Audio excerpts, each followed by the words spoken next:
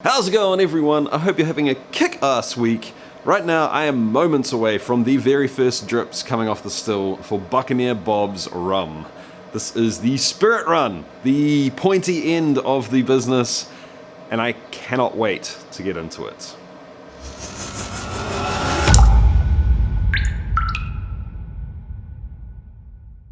Welcome to Distiller, everyone. I'm Jesse, and this is the channel all about chasing the craft of home distillation and making it a legitimate hobby. So if that heats your boiler, guys, make sure to have a look around, check the channel out, and if you dig it, hit the subscribe button down below for me, check the notification bell, and you won't miss anything. Ooh, guys, I am excited for this. I am so excited for this. I've been wanting to make rum for ages, and honestly, let's be honest, I haven't done a spirit run on the channel for quite some time, so it's exciting to get stuck back into it. Just a quick recap, team, in case you don't know what's happening with this rum.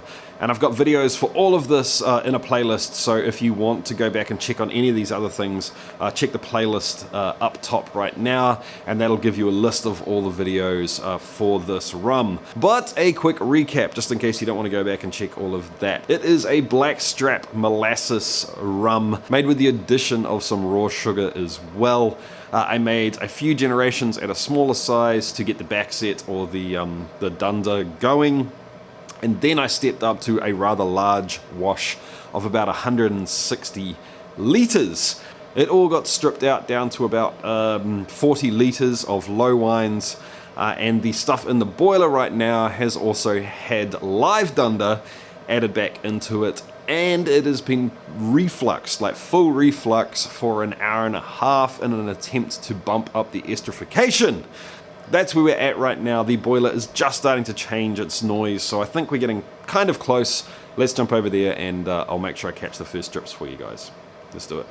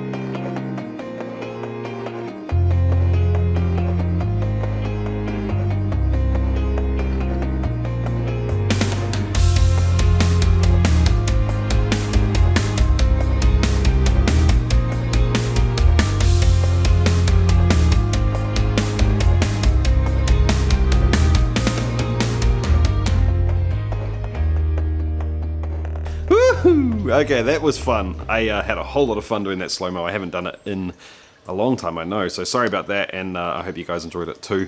Anyway, we have managed to get through 5 whole jars right now. The 6th is sitting underneath the spout. The 4 shots came off at exactly 80%. Jar 1 was down to 79, and now through to jar 5 we're down to about 78, so it's not moving much at all, but to be honest, I guess I kind of expected that with so many low wines going into the still. So what I haven't done yet actually is have a taste of anything coming off the still, and I'm probably going to wait till about jar 7 or something like that to do so.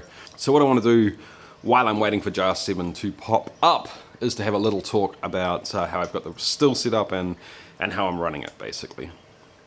So as you know, guys, I'm using a CCVM still in pot mode, which essentially means it's a straight pot still. There's no active reflux happening whatsoever. It's all passive, but I do have it set up with a relatively large, long column. So there is an argument to be made saying that that will cause a little bit more passive reflux than normal, and perhaps make things, you know, a little cleaner than they would be otherwise. I used both elements to heat up, so 4 kilowatts full power up until I was close to getting ready, and then I turned one element off and turned the other element down to about 3 quarts. So I've got 3 quarts of one 2 kilowatt element running at the moment. Essentially I chose that amount of power just simply based by the rate, the speed that was coming off the still, and trying to match to something that I was comfortable with. So while I was talking, the still carried on, and we are now halfway through jar 8. So I took a little sample. It's coming off the still at 77% still, so I've proofed it down to this is right around 35%. So cheers guys, let's have a taste. I think it's maybe a touch headsy still. It's got a little bit of that almost salty sort of thing going on that you get in a lot of scotches. Anyway, that potpourri flavor is gone. I can't smell it, taste it at all right now, so it'll be interesting to see if and when that shows up at other parts during the rum. Right now I am getting very little of the molasses, the coffee, the chocolate, the deep dark sort of grungy flavors, but what I am getting was sort of the more fruity estery flavors still a little bit. It'll be interesting to see when I go back to taste whether they sit a little bit further up into the heads, whether they come out later on as well. All in all, that gives me hope. I get the feeling that there is a few things in there that may disappear when they sit overnight for a little while as well. Be very interesting to see if that's similar to the other blending that I've done. Anyway team, I better get back over there and switch this jar out because it's about to overflow, and I'll be back in just a second.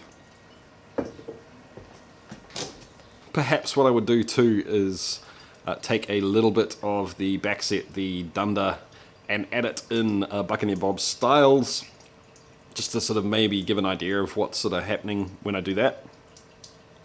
Oh, just to say too guys, this is the dunder straight out of the bottom of the pot from the stripping run. It is not anything that I did after adding the live dunder. I just decided that I wanted to keep some of that clean dunder to use for this sort of stuff rather than having to worry about what was left in the pot from the live dunder. It might be a little bit over the top, but it is what it is.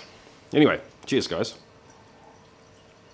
Whoa, whoa, that's crazy. So it adds back in this a sour hit, which is pretty cool, and it adds in sort of a mouth-coating, buttery mouthfeel, which is really nice, actually. And gives you back heaps of the chocolate, the coffee, the straight-up molasses, sort of golden syrup, honey sort of flavors. Yep, I can see that working for sure. And obviously the spirit base itself is pretty one-dimensional right now, seeing as it's only this exact fraction that happens to be coming through the still right now. So yeah, I'm feeling good about this so far, guys. Feeling good. We are now through jar 11. It's holding strong at 76%. I have taken a little bit more off to do another taste, and I've also got a couple of questions come in that I want to answer as well. Oh wow, yeah, there's like more honey, but I am getting a touch of that floral potpourri note. So it will be interesting to see if that keeps increasing all the way through to the end of the run. But yeah, really big honey. And a little bit of almost like green grass thing going on right now actually too.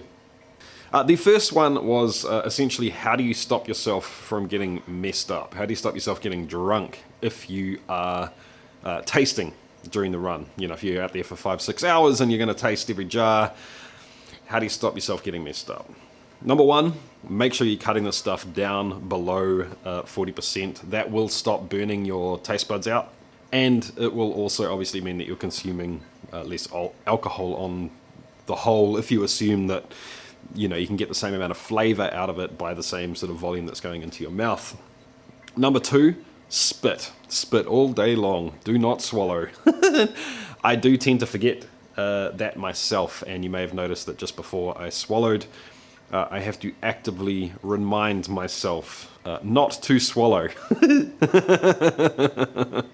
I find it does help if you have a little spit jar or something that you can sort of roam around with as well, as much for the convenience as it is for the sort of the mental reminder to make sure that you're not swallowing as well. And the third thing I would say on that is this is the other reason why I make all my cuts off the still and leave them till the next day.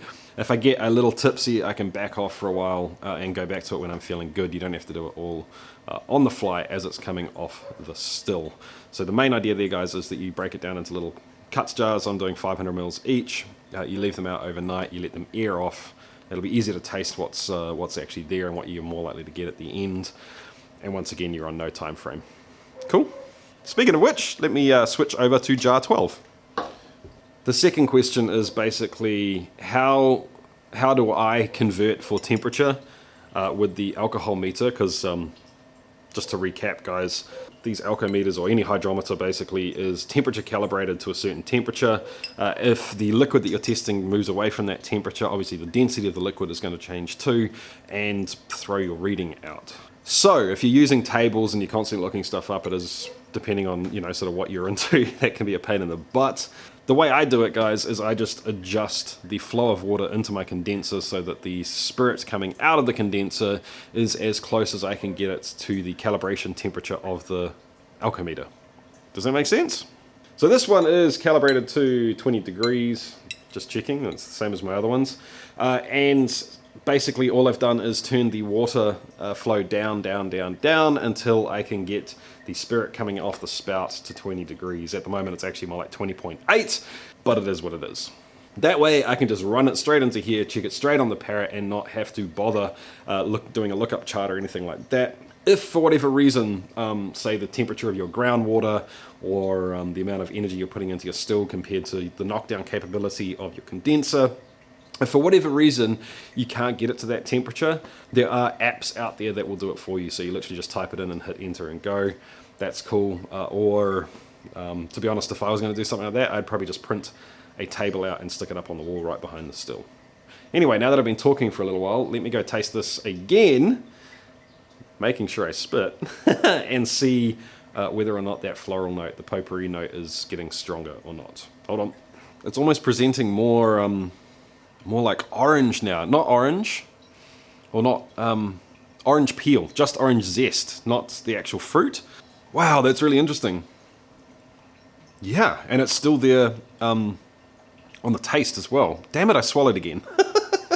That is really tasty, which was fake floral, almost like air freshener spray, floral potpourri spray, really bad cheap perfume. Not in a horrible way, but in that sort of slightly fake flower way. Has faded in the space of, what's that, 3 jars. And now it's really orangey. But now that I think about it, those two flavors are actually really similar. Anyway. Anyway, let me give it another couple of jars and I will get back to you and see what's happening.